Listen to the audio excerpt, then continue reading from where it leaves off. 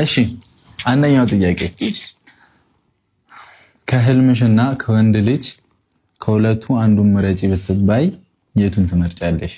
በጣም ብዙ ማብራሪያ ያለው ጥያቄ ነው። ከብዙ ማለት ጥያቄው ስትመልሺ ከብዙ ነገር ተነስተሽ ማለት ጥያቄው ከህልም ማለት ማታ ተኝቼ ከማልመው ነው ወይስ ያስገግ ነው?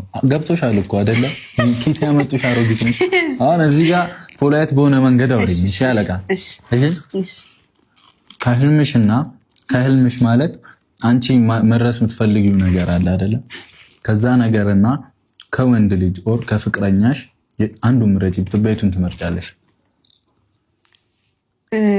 እንግዲህ ያው ከህልም ማለት ወደፊት መሆን ወይም ማግኘት የምፈልገውን ይመስለኛል። እኔ ህልሜን ነው አልመርጥም እችላለሁ። ከወንድ ልጅና ከህልም ህልሜን ቀጥታ ግጥም ያለ መልስ አረቅጥ ማብራራት። ሁለት አይነት ማብራሪያ አለው። እኔ በጠየቁ መልሰዋለሁ። እሺ ላብራራለህ፣ ምክንያቴን ልናገር። እሺ ግን ያው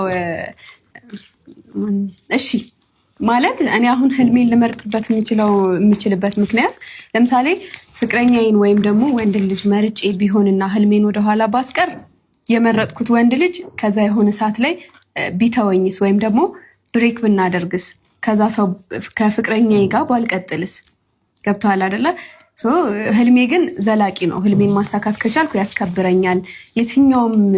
ማንኛውም ወንድ ልጅ ስኬታማን ሴት ይወዳል ብዬ አስባለሁ።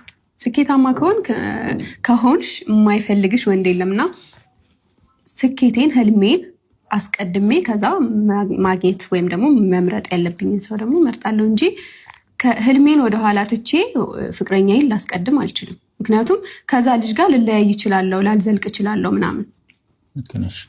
እሺ መደግፈውም ሀሳብ